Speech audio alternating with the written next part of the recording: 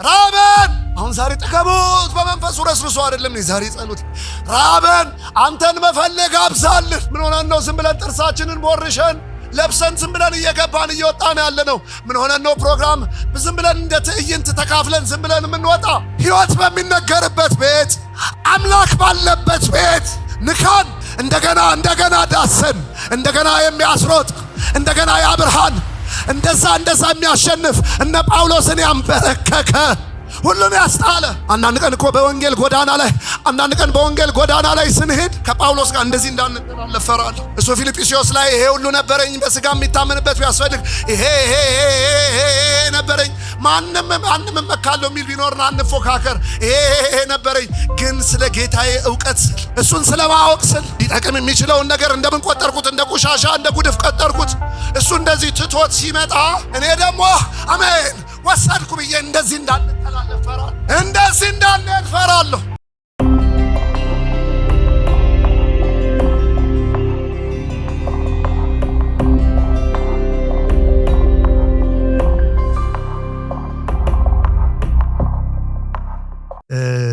የቀጥታ በልቤ ወደ ሞላው ሐሳብ እንሄዳለን። የሉቃስ ወንጌል ምዕራፍ 19 ከቁጥር 1 አንስቶ እስከ ቁጥር 10 ያለውን አነባለሁ። አዲሱ መደበኛ ትርጉም ነው ያዝኩት እኔ። የሉቃስ ወንጌል ምዕራፍ 19 ከቁጥር 1 እስከ 10 ያለውን አነባለሁ። እንዲህ ይላል። ኢየሱስ ወደ ኢያሪኮ ገብቶ በዚያ አልፎ ይሄድ ነበር። ስሙ ዘኬዎስ የተባለ አንድ ሰው በዚያ ነበረ። ዋና ቀረጥ ሰብሳቢና ሀብታም ነበር። እርሱም ኢየሱስ የተባለው የትኛው እንደሆነ ሊያይ ይፈልግ ነበር። ቁመቱ አጭር ነበርና ከሕዝቡ ብዛት የተነሳ ሊያየው አልቻለም። ኢየሱስ በዚያ መንገድ ያልፍ ስለነበረም ሊያየው ወደፊት ሮጦ አንድ ሾላ ዛፍ ላይ ወጣ። ኢየሱስም እዚያ ቦታ ሲደርስ ቀና ብሎ ዘኬዎስ ሆይ ዛሬ አንተ ቤት መዋል ይገባኛልና ፈጥነህ ውረድ አለው። እርሱም ፈጥኖ ወርዶ በደስታ ተቀበለው። በዚያ የነበሩ ሰዎችም ይህን አይተው ከኃጢአተኛ ቤት ገብቶ ሊስተናገድ ነው በማለት ሁሉም ማግረምረም ጀመሩ።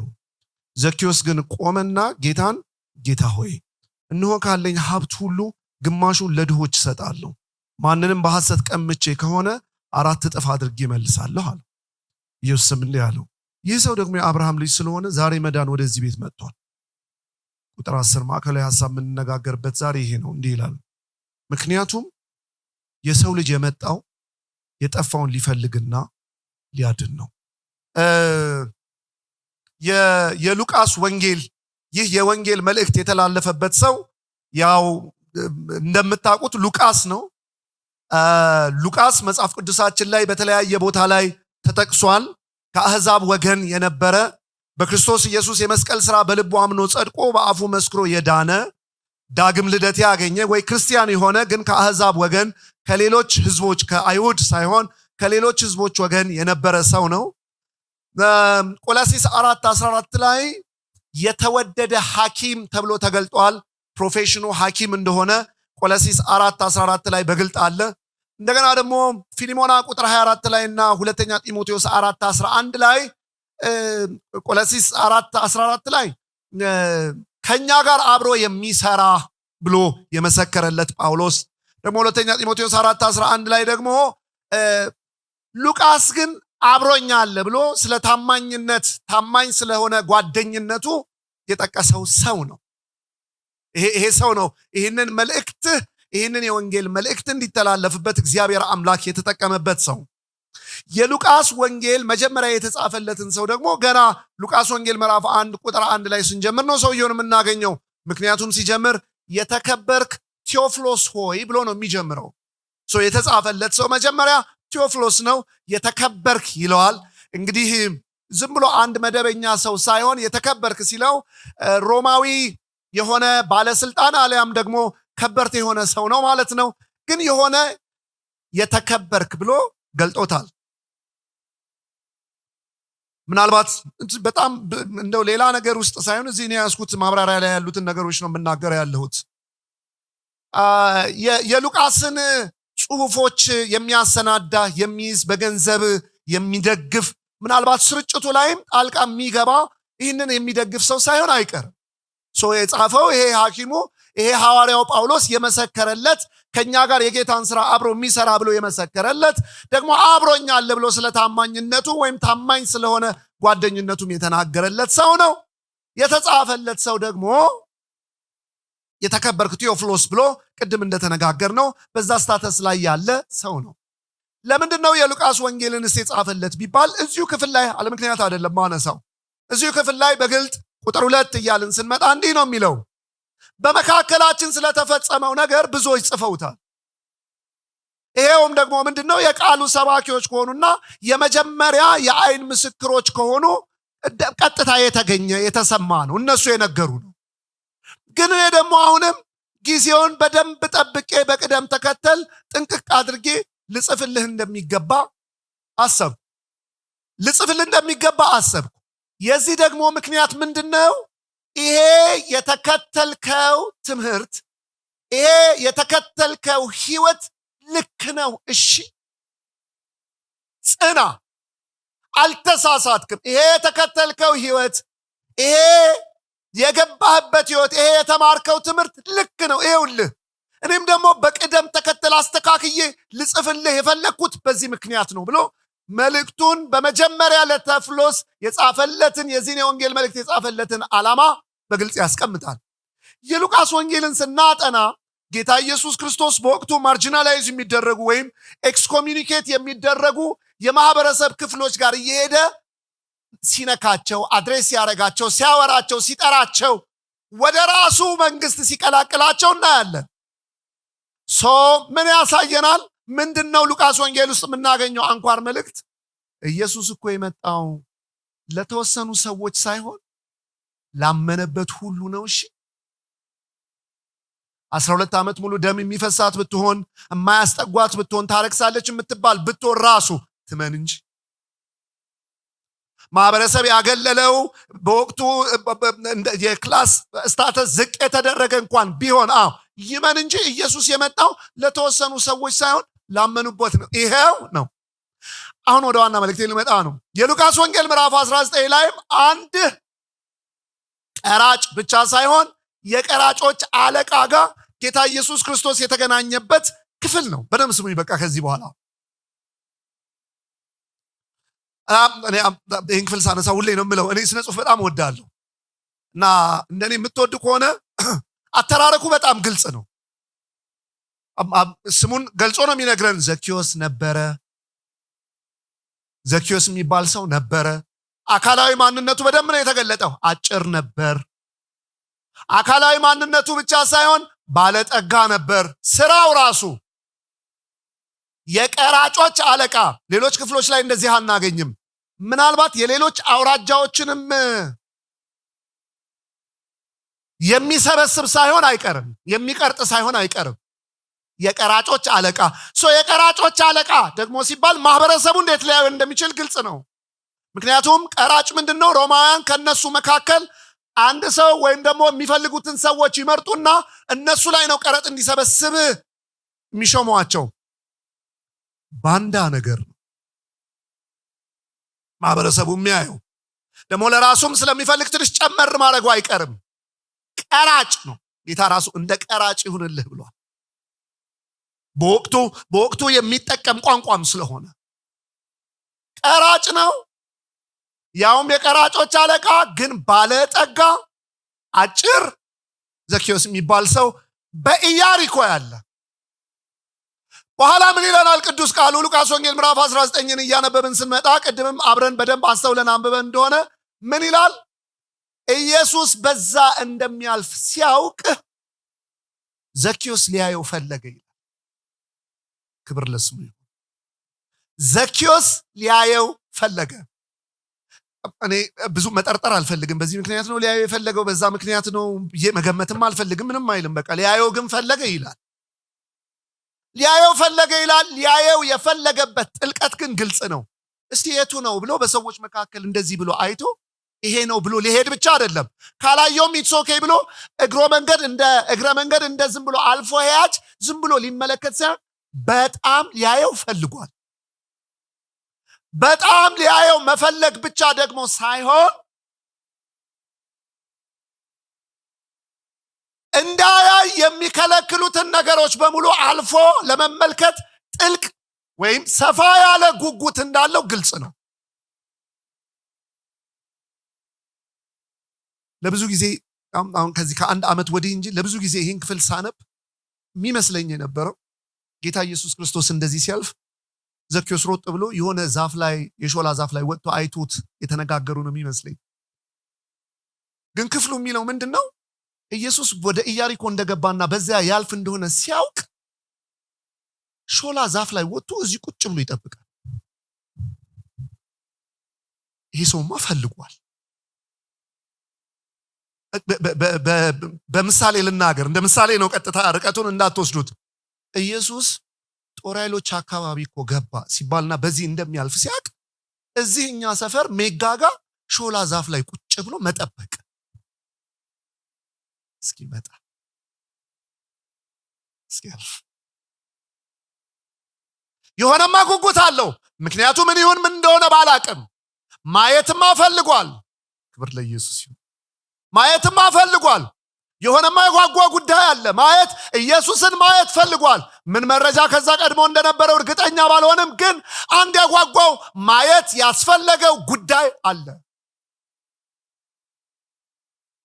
አሁንም ቀስ ብዬ ልናገር። ጌታ ኢየሱስ በዛ በኩል ሲያልፍ ዘኬዎስ ሾላ ዛፍ ላይ ሲወጣ ብታገኙትና ኢንተርቪው ብታረጉት ምን ፈልገህ ነው ብትሉት እንዲህ ይላል። ሾላ ዛፉ ላይ ልክ ሲደርስ ቀና ብሎ ቢያይ እና ውረድ ቢለኝ አንተ ቤት ነው ሙለው ቢል ከዛ ቢያጉረመርሙ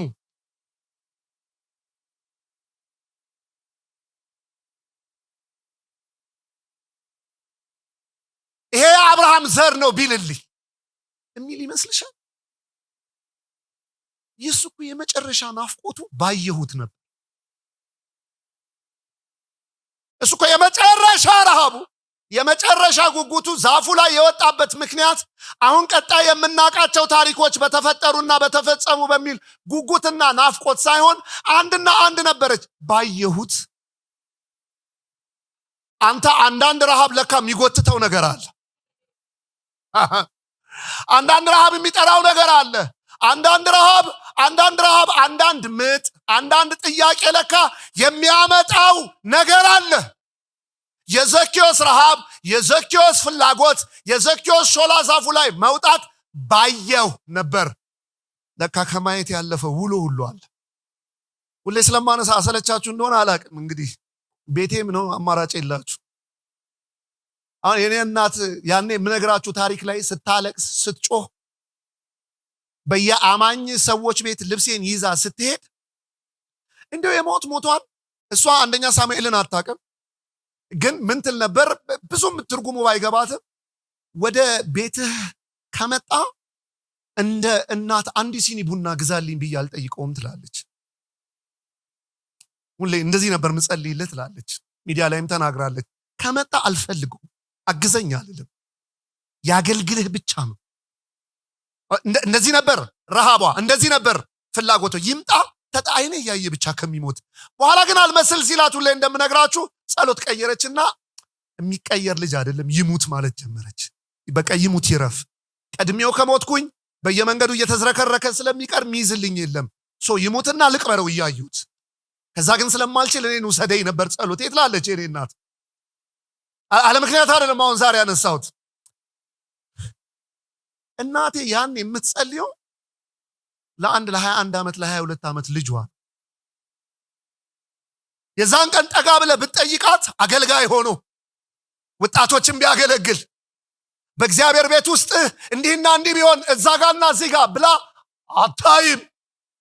ያውም እንኳን ያንን ልታይ ለራሷ ልጅ ራሱ የምትጸልየው ጠፋባት፣ በሞታ ልጅ። ለካ እናቴ የምትጸልየው ለአንድ ልጅ ነው። በዛ ምጥ ውስጥ ግን እግዚአብሔር ለካ ይሄን አይቶታል።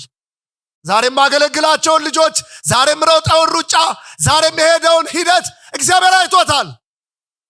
ለካ ባየው ውስጥ ሌላ መልስ አለ።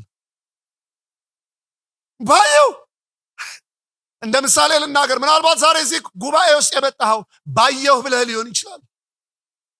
እግረ መንገድህን ወዳጅ ተከትለ መጥተህ ሊሆን ይችላል። ስንወጣ አንተን እንሄዳለን ና ግባ ተብለህ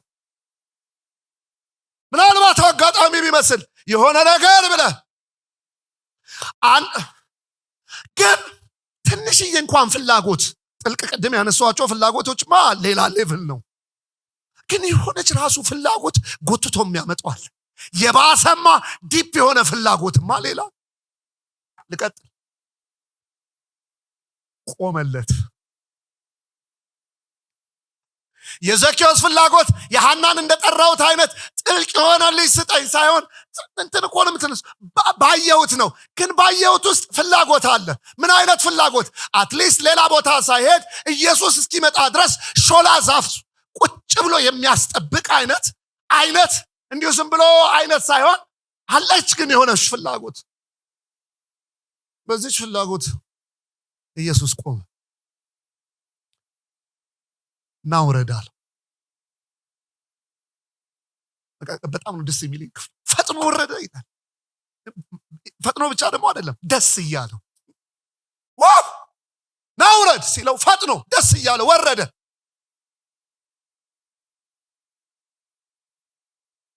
በኋላ ማንጎራጎር ጀመሩ። ይሄን ብሎ መምህር አሉ። አያውቁማ እንደዚህ አይነት መምህር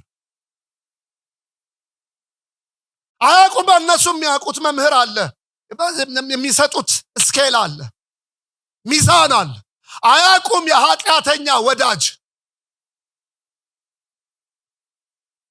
አያውቁም የደካሞች አጋዥ፣ የመበለት ዳኛ፣ የድሃ አደግ አባት፣ ግራ ለተጋባው ለተናቀው አፍቃሪ የሚጠጋ አያውቁማ። ዘኪዎስ ጋር የሚጠጋ መምህር አያውቁም። የሚርቅ የራሱን መስመር የሚርቅ እንጂ የሚጠጋ አያውቁም። ጠረጠሩት። ይሄን ብሎ መምህር አሉ። ይሄን ብሎ መምህር ኃጢአተኛው ቤት ሊስተናገድ ገባ አሉ። አሁንም ልቀጥል፣ ታገሱ። በዚህ ጊዜ ግን ዘኪዎስ ይሄ ቤተሰቦች በአክብሮት ልጠይቃችሁ፣ ጌታ እንደዚህ ብሎታል። ዘኪዎስ ትከተለኛለህ፣ አብረን ነው የምንዘልቀው። ግን የትናንት ባግራውንድ በጣም አስጨናቂ ነው። ታውቀዋለህ፣ ዘኪዎስ የሚነገርህ አይደለም፣ አገር ምድሩ ያውቃል። እኔ ጻድቅ ስለሆንኩ የርህራሄ ልክ እዚህ ነው። እዚህ ቆሜ እጠብቅሃለሁ። ሂድና የትናንትና ነገሮችን አጣጥበህና አለበለዚያ አንተ ጋር የሚያስመጣ ነገር የለም ሂድ ብሎታል፣ አውርቶታል። አንተ ቀራጭ ብሎታል፣ አንተ የቀራጭ አለቃ ብሎታል። ኢየሱስ ምንም አላለም። ዘኪዎስ መለፍለፍ ጀመረ። ልክፈል። ማን አለ? ማን አነሳ ይሄንን ኢሹ? ማን አወራ? በዚህ ጉዳይ ላይ ማን ተነጋገረ? ገና ወይ በኋላ ሊነሳ ቢችል እንጂ ዘኪዎስ ኢየሱስ ምንም ሳይለው፣ በደም ስሙኝ በጌታ ዘኪዎስ ምንም ሳይለው ኢየሱስ ማውራት ጀመረ። ልክፈል፣ ለድሃ ልስጥ፣ በአጉል የሰበሰብኩትን ለድሃ ልስጥ። ሰው ሲበድል እጥፍ አይደል የሚያደርገው? አንተ አትሂድብኝ እንጂ 4 እጥፍ ላድርገው። ቤቴ አይጋብዝም። እኔ ጋር የሚያስመጣ ማንነት የለኝም። የትናንትና ባክግራውንዴ፣ የትናንትና እኔነቴ እኔ ጋር የሚጋብዝ ና የሚያስብል አይደለም። እኔ ልህ አልኩ እንጂ መቼ ይህን ጉዳት ሰው ልህ ብዬ ወጣው እንጂ ይሄ ዝናውን የሰማሁለት፣ ይሄንን ታሪኩን የሰማሁለት፣ ይሄንን ልህ አልኩኝ እንጂ መቼ እንደዚህ ትለኛለህ ብዬ አስቤ እጥፍ ልክፈል። ኢየሱስ ምንም ሳይል በጣም የምናገረው ይሄንን ነው። በጣም ትንሽ የምቆይበት ነጥብ እዚህ ላይ ሲነካ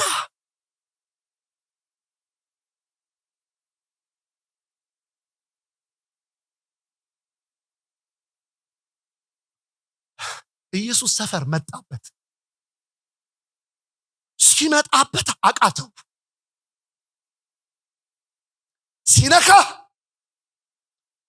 ሲነካ እኮ አትለመንም፣ ትለምናለህ። ላክልክልህ ቅድም እንደው በዞር ዋራም ቢሆን ፓስተር ቴዲ ሲያነሳ ነበር። ሲገለጥልህ ሲበራ ያሰግድሃል። ቁጥቁጥ አትችልም። ሌላስ ነው የሚያስብልህ። ሌላስ ምን ላድርግ? ሲገባ ሲነካ ሲዳስስህ በግርማው ሲመጣ ነው እኮ ነው እኮ በእውነት ይሄን ደፍሬ ነው የምናገረው። አገልግሎታችንን የሚለየው አኗኗራችንን የሚለየው ለተነካንበት ልክ የምንሰጠው ምላሽ ነው። ከዳሰሰ ዘኪዮስን ምንም ሳያወራ ክፈልና አብረን እንሄዳለን እኔን መከተል ብሎ እንደኔና እንዳንተ መዓት ስብከት ሳይሰማ ዕለት ዕለት ሌላ ነገር ሳይነገረው ዕለት ዕለት በጣም ብዙ ነገር ማብራሪያ ሳይሰጠው ኢየሱስ ሰፈር ሲመጣበት ኢየሱስ ሲጠጋው በግርማው ሲጠጋው በማንነቱ ሲጠጋው በኢየሱስነቱ ሲጠጋው ሰፈሩ ሲመጣ አቃተው። ይሄ እንዴት እኛ ቤት ይሄ አለ? ይሄ ያለ እንዴት ትመጣለህ? መዝቹ ትንሽ ኮሪደር ልክፈትና ልናገር። ሲነካ ይለያል አጸላለይ፣ ሲነካ ይለያል አዘማመር። የተዳሰሰ ሰው የተነካ ሰው ያስታውቃል። አይደክምም አይደለም፣ አይደናቀፍም አይደለም፣ ስለ 100% ምናን እያወራው አይደለም፣ ግን ያስታውቃል። አዋዋሉ አገባቡ ያስታውቃል፣ አኗኗሩ ያስታውቃል፣ ቸርች አመጣጡ ያስታውቃል፣ ቫልዩ ሲስተሙ ሴተ ስርዓቱ ያስታውቃል። ሲነካ ያ በጌርጌሶን የነበረ ሰው ብረት የሚያስሩት መታሰሩ አይደለም ችግሩ፣ ጭራሽ ብረቱን ይበጥሰዋል። መጽሐፍ ቅዱስ ቃል በቃ እንደዚህ ይላል፣ ማንም አያልፍም ይላል። ማንም ማለት ማንም ነው። በቃ ፌደራል አያልፍ፣ ምን አያልፍ ማንም። አንድ ቀን ኢየሱስ ሲመጣ ገና ከሩቅ አዩት። ገና ከሩቅ መናፍስት መጮህ ጀመሩ። የእግዚአብሔር ልጅ ያለ ጊዜያችን ልታጠፋ ለምን መጣህ? እዘዘን፣ እሪያ ውስጥ እንግባ አሉት። ሌጊዮን እሪያ ውስጥ አዘዛቸው። እያንደረደሩ ወደ ወንዙ ውስጥ ከተቷቸው። በኋላ ይሄንን ሄደው ለአገሬው ተናግሯል። ስሙኝ በጌታ ለአገሬው ተናግሯል። አገሬው ግልብጥ ብሎ መጣ ሊያይ። አገሬው ግልብጥ ብሎ ሲመጣ እንደዚህ የሚል ቃል አለ። ያ የሚሰብር ሰው፣ ያ አጋንንት ያለበት ሰው፣ ያ ማንም የማያልፍበት ሰው፣ መቃብር ስፍራ ያለ ሰው፣ ያ የሚታሰር ሰው ልብስ ቀይሮ አጠገቡት ቁጭ ብሏል። የተነካ የት ሄደ? የተደረገ አገሬ የተደረገውን ነገር በሙሉ አየና በጣም እኮ ነው የሚገርመው። ውጣልን፣ ልክ ነኝ፣ ውጣልን አሉ። ውጣልን ከሀገራችን ውጣልን። ምንድነው ከከተማችን ውጣልን። ምን ጉድ ይዘን የመጣ ውጣልን አሉት። እነሱ ውጣልን ሲሉት የተደረገለት የተነካ ልከተል፣ ልምጣ፣ አብሬ ልቀጥል፣ ልዝለቅ ካንተ ጋር። የተነካ የተዳሰሰ የተደረገለት ምህረቱን የቀመሰ ደጋግሜ ነው የምናግረው። አይደክምም ባልልህም እንደው ሌላ ነገር ምናምን እያንቆለጳጰስ ባላውራ፣ የተነካ ግን ያስታውቃል። ምህረት የተደረገለት ያስታውቃል። የእግዚአብሔርን ፍቅር የቀመሰ ያስታውቃል። የኢየሱስን ያስታውቃል። ዘኪዮስ ሰፈሩ ሲመጣበት ኢየሱስ ምንም ሳያወራ ልስጣ፣ ልክፈል፣ ማን አለ? አልችልም፣ ልክፈል። በነገራችን ላይ መጽሐፍ ቅዱስ ላይ ድል ያደረጉ በሙሉ እኮ እንደነዚህ አይነት ናቸው። አሁን ሐዋርያው ጳውሎስን ብትወስድ ሐዋርያው ጳውሎስ ከአብርሃም አንስቶ እስከ ኢየሱስ ክርስቶስ ድረስ ቴዎሎጂካል ኮረንስ ጠብቆ በደንብ ሊያወራህ ይችላል። ግን ያኔ በደማስቆ መንገድ ላይ የተገለጠልኝ ካለ ማርሽ ነው የሚቀይረው። ንጉሥ አቅሊጳ በለው ማን በለው፣ አንተ ምን ትንሽ ክርስቲያን ልታረገኝ ነው እንዴ ሲል አያፍርም። ቤክሻ ማለት እኔ አይልም፣ አትታሰር እንጂ ከሰንሰለቴ በቀር ሆኖልኝ ነው። ገና ይወል እያወራ ሲመጣ ያኔ በደማስቆ መንገድ ላይ የተገለጠልኝ ከሰማይ ለመጣልኝ ራእይ ከደምና ከስጋ ጋር አልተማከርኩም። ሲነካ እንደዚህ ነው የሚያደርገው። እውነት ነው። ቅዱሳንን ሊያሳድድ ብሎ ታዲያን ጸሎት ነው የምንጸልየው መጨረሻ ላይ ቅዱሳንን ሊያሳድድ ብሎ ነገሩን ሊያሰፋ ብሎ በደማስቆ መንገድ ላይ ሲሄድ ነው ከቀጥር ብርሃን ይልቅ በበረታ ብርሃን ያገኘው። ታወኝ አለው፣ አታሳደኝ አለው። የት አግኝቼ? የኔን አሳደድክ ማለት ቅዱሳኔን አሳደድክ ማለት እኔን አሳደድክ፣ የመውጊያው ብረት ይብስብሃል። የት አግኝቼ እነሱን ስታሳድድ? ጳውሎስ እንደዚህ አለ፣ ዛሬ በዚህ መንገድ ነው እየተናገርኩ ያለሁት። እንደዚህ ያለ ጳውሎስ አንተ ነህ የዘፍጥረት 3:15 የምንጠብቅ እግዚአብሔር ወልድ ሙሴ ከሩቅ አይቶ እንደኔ አይነት ነብይ ያስነሳላችኋል ያለ ዳዊት በመንፈስ ሰክሮ ጌታ ጌታዬን ብሎ የተናገረ አንተ ነህ መሲሁ ክርስቶስ። አንተማ ከሆንክ እንትን ጉዳይ አለኝ አለው። አንተማ ከሆንክ ይህን ሳታሳልጥ እንዳትሄድ አለው። አንተማ ከሆንክ ይሄንን ጉዳይን እንድታስተካክለው ነው የምፈልገው አለ። የሚያስተካክል አምላክ ነህ። ምን ላድርግ? ምን አደርግ ዘንድ ትወዳለህ? ያለፈውን ዘመኔ በአጉል ቅንዓት ሳጠፋ ከረምኩ። ምን ላድርግ? ምነው ከዚህ በኋላ በኔ ህይወት የምትፈልገው? የተነካ ያስታውቃል። የተነካ ሰፈሩ የመጣ የተዳሰሰ ያስታውቃል። የሚለመን ሳይሆን ገብቶት ይይዛል፣ ይንከባከባል። ጴጥሮስ ሁለተኛ ጴጥሮስ ምዕራፍ 3 ላይ ተናግሯል። ከግርማው ታላቅነት የተነሳ የምወደው ልጄ ይህ ነው ሲል ነበር። በቃችሁ ይህን ስሙኝ። ነበርን የትንሳው ይሄ ታሪክ ያለው ሉቃስ ወንጌል ምዕራፍ 9 ላይ በመገለጥ ተራራ ላይ ጌታ ኢየሱስ ክርስቶስ ጴጥሮስን ዮሐንስና ያዕቆብን ይዟቸው ወጣ። ነገረ ዓለም ሁሉ ድብልቅልቅ አለባቸው። ሙሴ መጣ፣ ኤልያስ መጣ። ለአይሁድ የሙሴና የኤልያስን ፊገር እንግዲህ መገመት ትችላላችሁ። እንዲህ ብለው ዞር ሲሉ ጌታም ተቀይሮባቸዋል። ሰከረ ጴጥሮስ በዚህ በኖር ነው ለእኛ መልካም አንወርድም አለ። ከዛ አንድ ሐሳብ አመጣ። ድንኳን አንድ ድንኳን ለሙሴ፣ አንድ ድንኳን ለኤልያስ፣ አንድ ድንኳን ለኢየሱስ። ሰማይ አላጨበጨበም። ቁጣ ነው የሚመስለው። እኩል ሙሴ፣ ኤልያስ፣ ኢየሱስ እንደዚህ አንዳንድ ድንኳን እኩል። ሙሴም በቤቱ ላይ ታምኖ አገልግሎ አልፏል። ኤልያስም እንደዛው። ግን አንድ ለየት ያለው የምወደው ልጄ ልትሰሙት የተገባ እኩል ያልሆነ እርሱ ነው። ዞን ላይ ሁለተኛ ጴጥሮስ ላይ የሚያነሳው ምንድን ነው የሚለው? ነበር ከግርማው ታላቅነት የተነሳ የምወደው ልጄ እርሱ ነው ሲል ነበር። እንዴት እንካደው? በኋላ ሐዋርያት ሥራ ምዕራፍ 5 ቁጥር 29 ላይ ሰዎቹ መጥተው መምህራኖቹ እነ ሐናንያና ቀያፋ ሊቀ ካህናቱ ሁሉ መጥተው እኛ ከእናንተ ጋር ሌላ ጥል የለንም አሉ። እኛ ከእናንተ ጋር ሌላ ምንም የምንነጋገርበት ነገር የለም አሉ። ልጨርስ ብቻ በዚህ ስም አትናገሩ። ባይዘወይ ሰይጣን ሌላ ጥል የለውም። ጭስ አይፈራም፣ ላይት አይፈራም፣ ዳንኪራ አይፈራም፣ ሱፍ አይፈራም፣ ግጥማዊ ስብከት አሁን እንዲህ ብል አይፈራም፣ ቴክኒክና ታክቲክ አይፈራም፣ ይሄንን ፑልፒት በወርቅ ብለብጠው አይፈራም። ሰይጣን ሊስማማ ይችላል፣ ሊያውስህ ይችላል።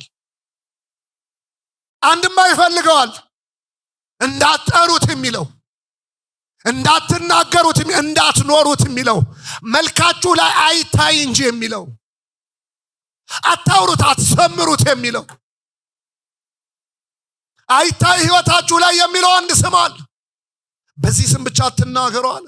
እነ ጴጥሮስ አይ ከእናንተ ጋር እንስማማ አለ እና ሌላ ምን እናውራ? ሌላ ምን እናገር? እናንተን እናስደስት ወይስ የላከንን?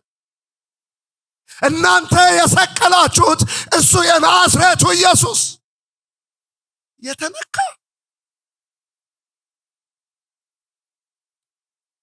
ትንሽ ነገር ልናገርና ልቀጥል። እዚህ ቤት እንደ አቅሚት የቀመሳል መካድም አይችል ምህረቱ ሰፈሩ ድረስ የመጣ ማልፈበት መንገድ ላይ ገባኝ ይችላል። ማት ያልተመለሱ ጥያቄዎች አሉ። እስከ መቼ ምላቸው ሊኖሩ ይችላሉ። አንዳንዱን ነገር አብራርቼ በተለያየ መንገድ ላስቀምጥ ባልችልም ግን ያን ቀን እንዴት ረሳዋለሁ የሚል ሰው ምን ብዬ ለዋሽ? ሰሞኑን ዛሬ ማካፍለውን ወጣቶችን አንድ ቦታ እያስተማርኩ ነበርና እንደዚህ ብዬ በምሳሌ ስነግራቸው ነበር። ምሳሌ ነው አይሉም። አሁን የካውንስሉ ፕሬዚደንት ወይ ጸሐፊ መጥተው ዛሬ አንድ ፕሮግራም አቁሙ ብለው ለምን ሩቅ ሄዳለሁ? አሁን ፓስተር ቴዲ መጥቶ ቆይ አንድ ጊዜ ብሎ መጥቶ እዚህ ጋር ዝም ብለን የሰበሰብናችሁ 26 ዓመት እኛም እውነት መስሎን ነበር።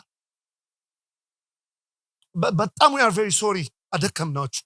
የለም በቃ ሂዱ ብትባል እፎይ ትላለህ። እኔ ጥያቄ አለኝ። ያን ሌሊት የመጣው ማን ልበለው? ታሪኬን የቀየረውን ስሙን ንገረኝ። እግዚአብሔር የሚባል የለም ስል አለሁ ብሎ ያንን ሌሊት መጥቶ ያወራኝ ማን ልበለው?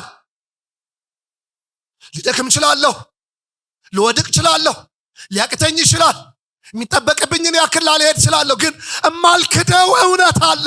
የክርክር ጉዳይ ያልሆነ የሆነ የገባ የሆነ ነገር ያልሆነ የጨዋታ ያልሆነ የሱፍ ያልሆነ የኮንፈረንስ ያልሆነ የፕሮግራም ያልሆነ የሆነ የዳሰሰኝስ የነካኝስ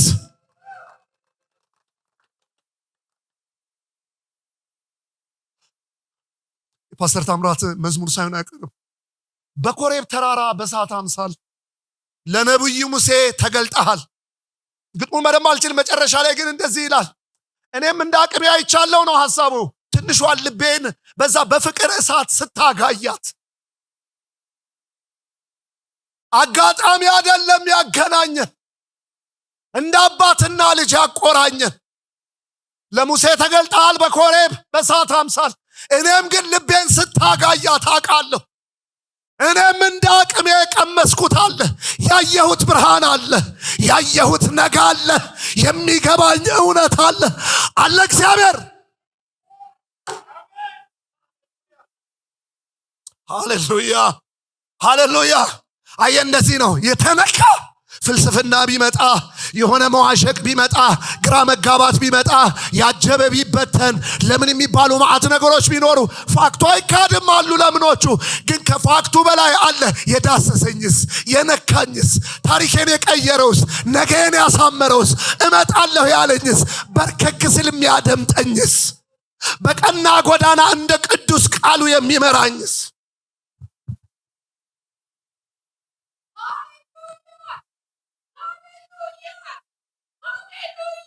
እኔ እዚህ ቤት አልደፍርም። አሁን ይንካችሁ አልልም። ስለተነካን ነው ዛሬ ያለ ነው። ስንት ቦታ በሚኬድበት ጊዜ ቁጭ ብለን በእውነት በአክብሮት ነው የምናገረው። ይንካል አልልም። ግን እንደዚህ ናፍቆታል። ደግመህ ንካን፣ በቃ ደግመህ ንካን። የማለዳው ኢየሱስ ዘር ባልተዘራበት ደረቅ ምድረ በዳ የተከተልን ካንተ ውጭ ሌላ ማየት እስኪያቅተን ድረስ በእንባ እየተሞላን በታክሲ በእግራችን ስንሄድ ፍቅርህን ያሰላሰልህ ኢየሱስ፣ ሳናወራህ ማደር የሚከብደን፣ ስላንተ ሳንጨዋወት የሚከብደን፣ ላገኘነው ሰው የምናወራህ ኢየሱስ እንደገና ዳሰን፣ በፍቅርህ ዳሰን፣ በማለዳው ፍቅርህ ዳሰን። ኖርማልነት ይደክማል። አቤት ኢየሱስ፣ እንዴት ደስ የሚል ምሽት ነው በጌታ። ንካን። እንደዚህ ነው እየጸለኩ ያለው አብሮኝ ለሚያገለግሉ ወጣቶች። ንካ በቃ። ሌላ ክርክር ምናምን አይደለም፣ ሌላ ወሬ ምናምን ልመላ አይደለም፣ ልምምጥ አይደለም። ለወጣቶች የሚያስፈልገው እንደዚህ ነው እንደዛ ነው ብቻ አይደለም። ተገቢው ነገሩ እንደተጠበቀው ነው። ዳሰን። ቅዱሱ መንፈስ ሲነካ፣ ፍቅሩ ሲነካ፣ ለምነህ ነው የምታገለግለው፣ ለምነህ ነው ልከተልህ የምትለው። እንትን ኃጢአት ነው ኃጢአት አይደለም፣ ትንሽ ብዙ በዚህ ገባ በዛ ወጣ። ኖ ሲዳስስህ ጊዜ የለም። እውነት መጥራት አለበት። አዎ እንደ ቅዱስ ቃሉ መስተካከል ያለባቸው ነገሮች አሉ። አዎ መታረም ያለበት ነገር አለ። አዎ እንመካከራለን። አዎ የሚስተካከል ይስተካከላል፣ የሚታደስ ይታደሳል። አዎ ጥቂት ተናግሬ አብረን ነው የምንጸልየው። ምንም የተለየ ነገር አይደለም። ግን ፐርሰናሊ እኔም እንደዚህ ነው የምለው፣ ንካኝ። አዎ አንዳንድ ቀን እኮ እንደ ሞተር እኮ የሚያስሮጥህ እኮ ነገር ተለውጦ ሳይሆን ንካን። እንደገና ዳሰን፣ እንደገና አሸንፍጠን እንድንወጣ፣ ቅዱሳንን እንድንወድ፣ በኪዳን መንገድ አሸንፍጠን እንድንሮጥ እንደገና ሲዳስ ያ እሳት፣ ያ የፍቅር እሳት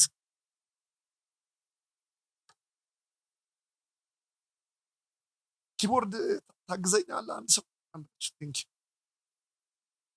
ጥቂት ነገር ተናግሬ ነው የምጸልየው። ክብር ለኢየሱስ ይሁን፣ ክብር ለኢየሱስ ይሁን። ሃሌሉያ አሜን። እንደገና መነካት፣ እለት መነካት ኖ በቃ አሁን ዛሬ ጸሎቴ እንጥገባ። እኔ እንደዚህ አልቀጥም።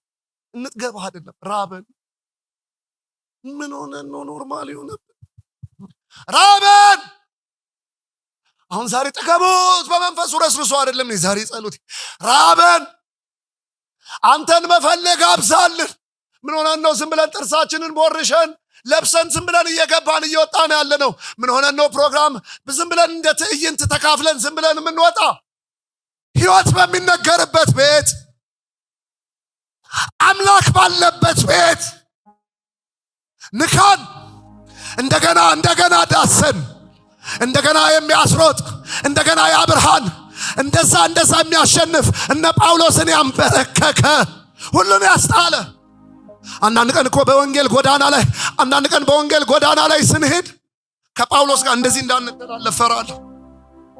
እሱ ፊልጵስዩስ ላይ ይሄ ሁሉ ነበረኝ፣ በስጋ የሚታመንበት ቢያስፈልግ ይሄ ነበረኝ፣ ማንም መካለው የሚል ቢኖርና አንፎካከር። ይሄ ነበረኝ፣ ግን ስለ ጌታዬ ዕውቀት ስል እሱን ስለማወቅ ስል ሊጠቅም የሚችለውን ነገር እንደምን ቆጠርኩት? እንደ ቆሻሻ እንደ ጉድፍ ቆጠርኩት። እሱ እንደዚህ ትቶት ሲመጣ እኔ ደግሞ አሜን ወሰድኩ ብዬ እንደዚህ እንዳንተላለፍ ፈራለሁ። እንደዚህ እንዳንሄድ ፈራለሁ። ይህ ነው ጸሎቴ። ገና ትንሽ ነገር አወራለሁ። ዛሬ ግን ጸሎቴ ራበን። ትውልዴ ላይ ረሃብ ልቀቅ ጌታ። አንተን መፈለግ፣ በጸሎት መፈለግ፣ ቸርች የሚያስናፍቅ፣ መዝሙር የሚያስናፍቅ፣ ቅዱሳንን የሚያስናፍቅ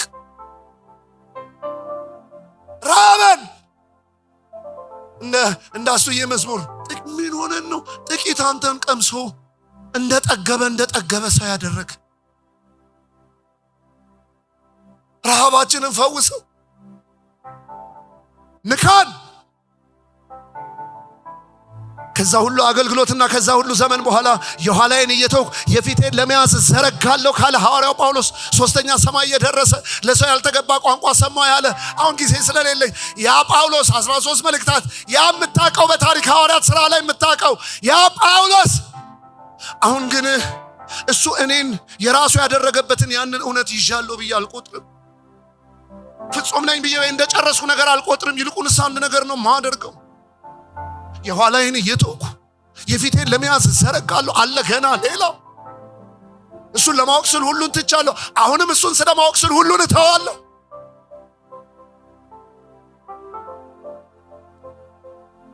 ኧረ ኢየሱስ እንጂ ቀጥላለሁ። በጣም በቃ ደስ የሚል መንፈስ ነው። እሰይ ደጋግሜ እናገራለሁ ዛሬ ራበን። ኖርማሊውን ነው። ምን ሆነን ነው ዝም ብለን ምንገባ የምንወጣው? ወዳጅ እንደሌለው፣ አምላክ እንደሌለው፣ እንዳልተሞተለት፣ የቅዱሱ መንፈስ ማደሪያ ለመሆን እንዳልተመረጠ እንዲህ ነው ማምነው።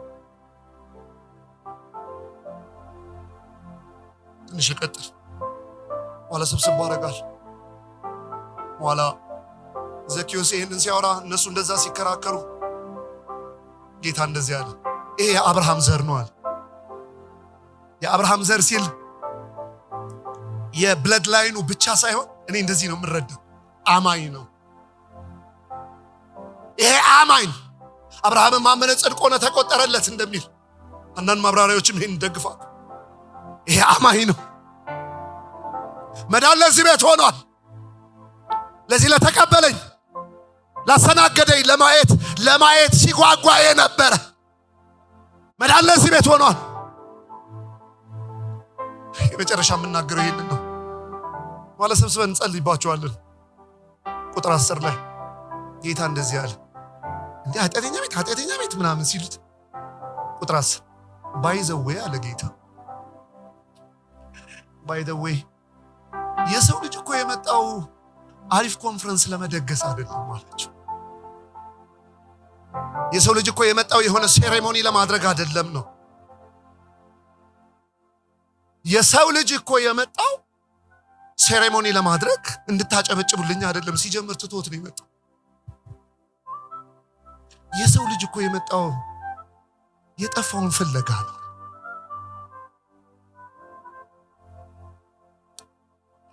አገኘኋል። የመጣሁት ለዚህ ምን እያላችሁኝ ነው? ስራዬን አትስራ ነው የምትሉኝ?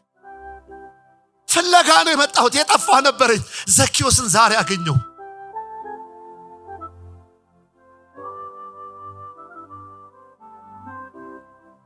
ጌታ ኢየሱስ የመጣው ፍለጋ አገኘው። አትፈልግ ነው የምትሉኝ?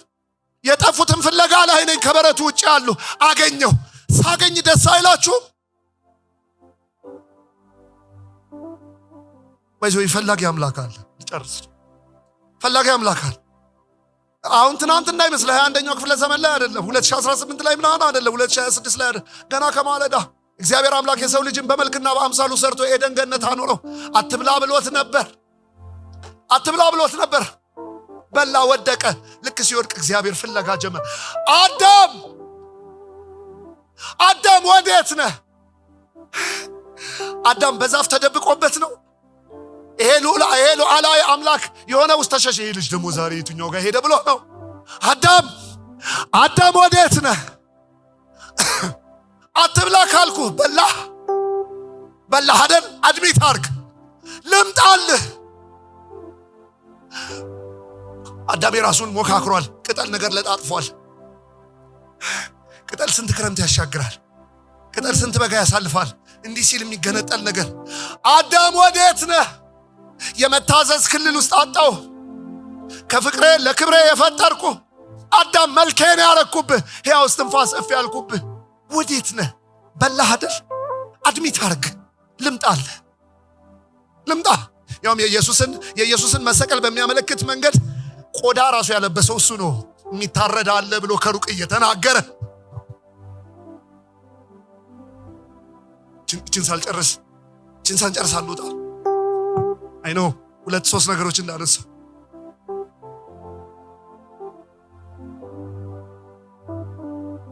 እግዚአብሔር ከዛን ጊዜ ጀምሮ እየፈለገ መልኩን እየፈለገ ፍለጋ ላይ ነው።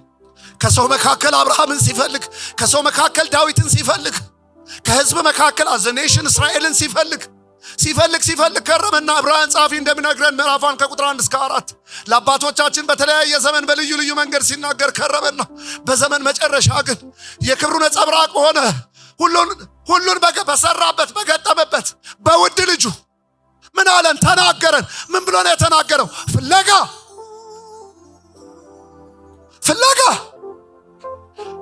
ሶሻል ሚዲያ ላይ የኛ ልጆች ቆራርጦት እንደሰማችሁ ታውቃለሁ። ዛሬም ጨዋለሁ። ምን ብሎ ነው የፈለገው?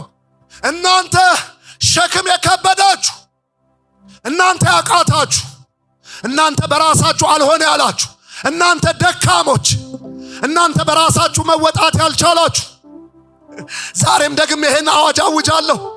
ማን ይወዳል ደካማ? ማን ይወዳል የተናቀ? ማን ይወዳል ያልቻለ? ማን ይወዳል የተሸነፈ? ዛሬ ሰው ወዳጅ እኮ የሚሆንህ ኮት እያየ ነው። ጠዋት ከጋበዝከው ነው ነገ የሚጨብጠ። ሰው እንኳን በአቅሙ እኮ ሂዝ ናት ማይ ክላስ ይላል። ይመክራል እኮ ጌታን። አንዳንድ ሰው እኮ ይመክራል። ከእናንተና ጋር ለምንድን ነው የምትለው? አንተ እኮ ደረጃ ይልሃል። ወይ ያውም የሰው ክብር።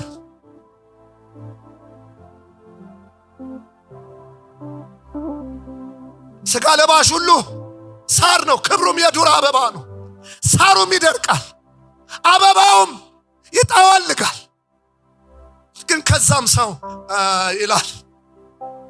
ይሄ ግን ሰማይ ዙፋኑ ምድር የእግሩ መረገጫ የሆነ በመሃል ያለውን እጁ የሰራ እሱ እግዚአብሔር ወልድ ፊልጵስዩስ 2 ላይ እንደሚናገር በመለኮት ከአብ ጋር ትክክል የሆነ እንደ መቀማት ሳይቆጥር ከመልክም የባሪያን መልክ የያዘ ከሞትም ለመስቀል ሞት የታዘዘ መጥቶ እንደዚህ ይላል። እናንተ ደካሞች እነ ፍጹም ኑ፣ እናንተ የተጣላችሁ፣ እናንተ ያልቻላችሁ፣ መጠጊያ ያጣችሁ፣ የከበዳችሁ ኑ። ሰብስቦ ምን ሊያደርገን ነው ስትል አሳርፋችኋል። ቀንበራችሁን ሰብራለሁ። ከዛ የኔን ቀንበር አስቀምጣለሁ። የፍቅር ነው፣ የደቀ መዝሙርነት ነው፣ ቀሊል ነው፣ ልዝብ ነው። ፍለጋ ዛሬም ፍለጋ ላይ ነው። ይጣራል። ዛሬም ኑ ይላል፣ ዛሬም አምልጡ ይላል። ያለ እናንተ አንዳች ኮንትሪቢዩሽን በመስቀል ስራ በስብከት ሞኝነት በማመን በልብ አምኖ መጽደቅ በአፍ መስክሮ መዳን ነው። ኑ ይላል፣ ዛሬም ይጣራል።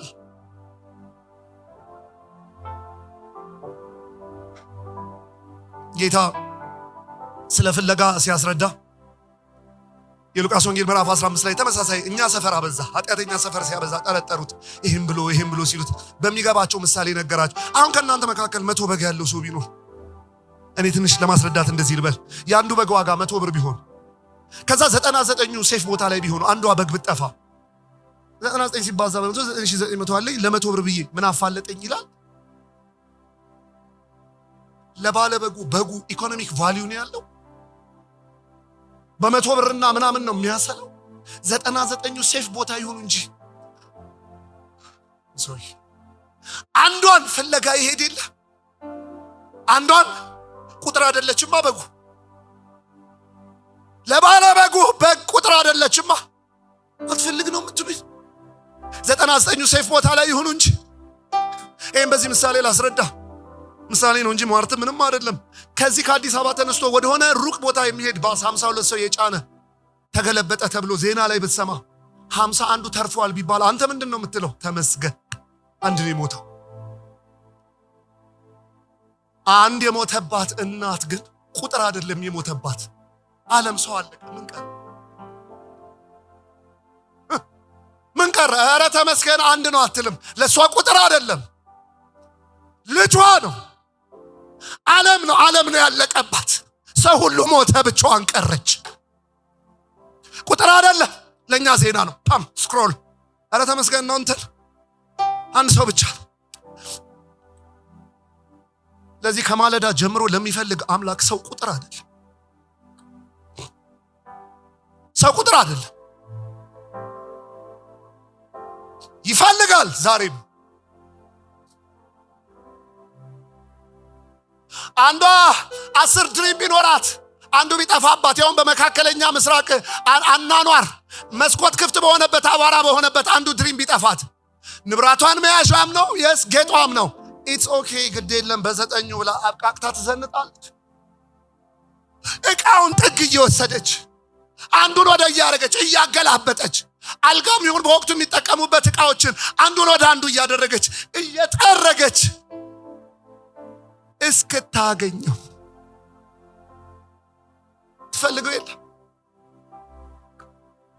ትፈልገው የለ እስክታገኘው። ባለበጉም ይሄድ የለ ቁጭ ብሎ ሳይሆን በመጣ ሳይሆን ይሄድ የለ ይፈልግ የለ። ሁለቱም ሲያገኙት ደስ ብሏቸው ይናገሩ የለ። ዛሬ እነ ባንቺን አግኝቻቸው ነበር ተከፍሏል ብለው።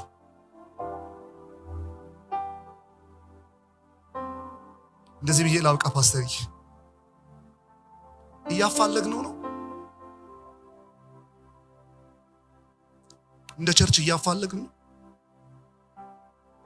ስብከቴ እያፋለገው ነው፣ መዝሙርህ እያፋለገው ነው፣ ትዳር ያፋልገዋል። ይህስ ትዳር በሚል ቢዝነስ ያፋልገዋል። እግዚአብሔር የሰጠኝ የትምህርት ደረጃ በመንግስት ስልጣን ላይ የሰጠኝ ፖዚሽን ያፋልገዋል። ሌላ ተቋማዊ ነገር ሳይሆን የጠፋውን ያፋልጋል። እግዚአብሔር የሰጠው እድል ያፋልገዋል ያለ። ዛሬ እግዚአብሔር አምላክ ለምሳሌ ማክሰኞ የተባለ ምሽት ሰጠኝ፣ ሰባኪ ሳይጠፋ። ይሄ ሁሉ ሰው ሰባኪ ነው። ከተማ ላይ እዚች ቤተክርስቲያን ማዕት ወዳጅ አለን። በምህረቱ እድል ሰጠ። ጫማ ይወራል፣ ወጥ ይወራል፣ እዛ ጥግ ጋር ያበሳጨኝ ሰውዬ በነገር ለመተርኮስ ይወራል። እድል አይደል? ደም ፈሶበት የለ ይሄ መድረክ አለ ፈላጊ አለ ናፋቂ። ዲፓርትመንቶች ያፋልጋሉ፣ የወጣት አገልግሎት ያፋልጋል፣ ኑሮ ያፋልጋል፣ ዕለት ያፋልጋል፣ እድሜ ያፋልጋል፣ እግዚአብሔር የሰጠኝ ነገር ያፋልጋል። ፈላጊ ያለ ምናልባት ደግሞ ዛሬ እዚህ ጉባኤ ከዛም አልፎ ምናልባት ይህንን እያደመጡ ያሉ የተቀረጸውን የተመለከቱ ካለ ኧረ ዛሬም ፈላጊ አለ። እኛ ረስተን ይሆናል አለ ዛሬም ፈላጊ ቁጥር ያልሆንክበት፣ ቁጥር ያልሆንሽበት፣ ዝም ብሎ የሆነ እንትን ስብስብ ያልሆንሽበት አለ ፈላጊ ዛሬም የሚያሳስበው ልጄስ የሚል ይጠራል። ዛሬም እናንተ ደካሞች፣ እናንተ ያቃታችሁ፣ እናንተ ሸክም የከበዳችሁ ምናልባት እዚህ ጉባኤም ካላችሁ ኖ አለ የሚያሳርፍ፣ አለ አካሄድ የሚቀይር። ጨረስኩኝ መልእክቴ። እኛን እንደኔ አይነቱን ፈልጎ አግኝቶናል የምንል ካለን ቤክዬ ፈልጎ አግኝተናል የምንል ካለን እያፋለከው ነው ታዲያ እንደተገኘ እያፋለከው ነው። ኑሮ ያፋልገዋል፣ ጤና ያፋልገዋል፣ ወጣትነት ያፋልገዋል፣ እግዚአብሔር የሰጠህ ነገር በሙሉ ያፋልጋል፣ ወንድ እህት ያፋልጋል።